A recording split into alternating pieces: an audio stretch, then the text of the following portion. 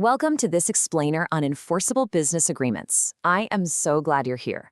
Think of me as your friendly legal guide, or, maybe your favorite business professor, because today we're diving deep into the literal DNA of commerce, the contract.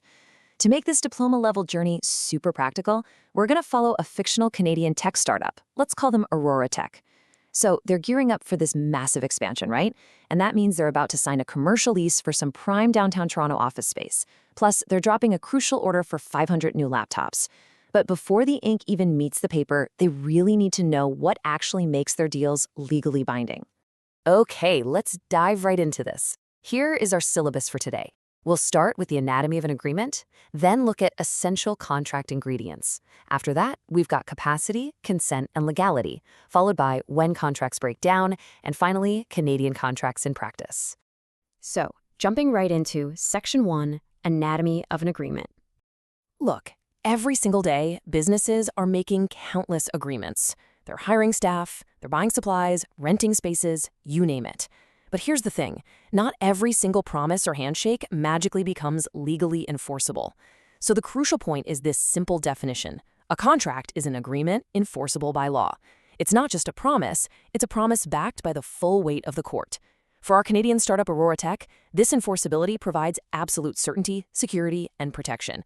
Honestly, without it, dropping cash on a new office or relying on a supplier for 500 laptops would just be a massive, unpredictable gamble.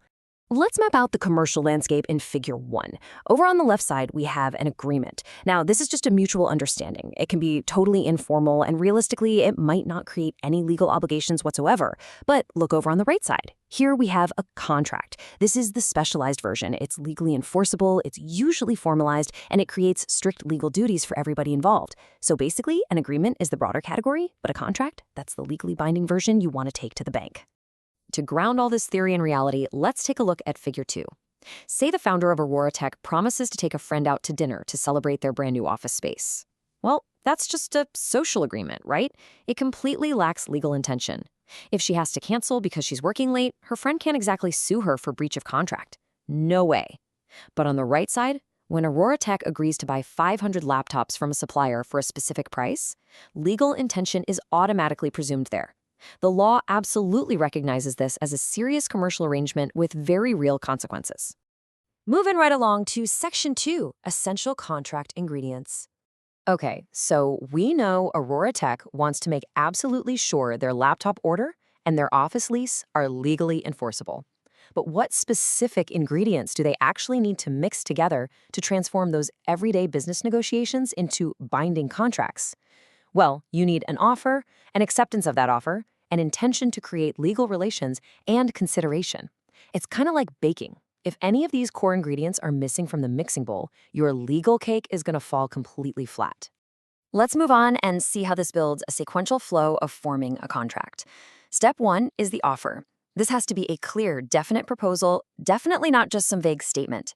Step 2 is acceptance, and this must absolutely and unconditionally match the offer. No ifs, ands, or buts. And step 3 is consideration. That's just the fancy legal term for the exchange of value. Now, here's a really fun fact for you. Legally, consideration doesn't actually have to be a fair market price. Historically, courts have ruled that exchanging a single peppercorn is enough to make a contract binding, just as long as some value changes hands. Pretty wild, right? So let's apply this to our startup. What happens if our Canadian tech startup changes the terms of their 500 laptop order? Imagine Aurora Tech's supplier offers to sell them those 500 laptops for exactly $10,000. But the startup's procurement manager replies, hey, we love the laptops, but we'll pay $9,000 instead. So what happens to the agreement? Did they just accept the offer with a tiny adjustment? The legal answer is a resounding no. Actually, by changing the price, Aurora Tech didn't accept the offer at all. They created a counteroffer. As you can see in this definition, a counteroffer legally terminates the original offer and completely restarts the whole negotiation process. That original $10,000 offer, it's dead, done. The supplier is now the one who gets to decide whether to accept, reject, or counter the brand new $9,000 offer. All right, let's turn to Section 3, Capacity, Consent, and Legality. Assuming they finally hammer out that laptop price, we really need to shift our focus to the parties themselves. When Aurora Tech signs that massive lease for their new downtown office, who is actually legally allowed to hold the pen? Well, the law dictates that parties must have legal capacity. Minors or severely intoxicated persons generally lack this, which makes those agreements voidable. That basically means they can be canceled. Furthermore, the agreement absolutely must involve a lawful purpose. Illegal agreements, like funding some sort of fraudulent scheme, aren't just voidable, they are legally void right from the start and totally unenforceable by any court anywhere. And this brilliantly illustrates the concept of free and genuine consent in Figure 3. For a contract to be completely valid, both parties have to agree voluntarily. You literally cannot force or trick a party into a binding legal obligation. A contract becomes voidable if consent was obtained through misrepresentation, which is basically making false statements. It's also voidable in cases of outright fraud, which is intentional deception or duress involving threats or force. We also have undue influence, that's improper pressure from a dominant party, or a severe mutual mistake regarding the core facts of the deal. Section 4. When contracts break down. Unfortunately, as we all know, even with perfect ingredients and totally genuine consent, things can and do go wrong.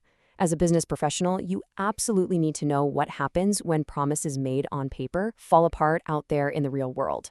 In Figure 4, we've mapped out the different severity levels of a breach. So if Aurora Tech's laptop supplier delivers the laptops one single day late, but it doesn't really harm the startup's operations, well, that's a minor breach. The core agreement still survives. But if they deliver only 50 laptops, completely crippling the startup's launch, that is a material breach. It's a very serious violation. And if they call a whole month early just to say, yeah, we definitely can't fulfill your order, that's what we call an anticipatory breach. Now, when a breach does occur, the courts can step in and offer remedies to fix the broken agreement. The most common one you'll hear about is damages. That's just financial compensation for losses. But, and this is super important, remember, the injured party always has a legal duty to mitigate. This means Aurora Tech actually has to try to find alternative laptops to keep their financial losses as low as possible. Alternatively, if the landlord suddenly tries to back out of that prime downtown office lease, Aurora Tech might seek specific performance. Because real estate is considered unique, a court can literally force the landlord to hand over the keys. Other common remedies include rescission, which completely cancels the contract, and injunctions, which legally stop a party from taking harmful actions. Finally, we arrive at Section 5, Canadian Contracts in Practice. Let's bring all these theoretical ingredients together under the specific lens of the Canadian legal landscape. Contract law here is kind of like a beautiful tapestry woven from three main foundations: common law that we've inherited over centuries, specific provincial legislation, and ongoing court decisions that set binding precedents for the future. Whether it's an employment contract for Aurora Tech's new software developers, a massive supplier agreement, or their commercial lease, these three pillars work together to ensure commercial stability, fairness, and predictability right across the country. I want to leave you with this thought.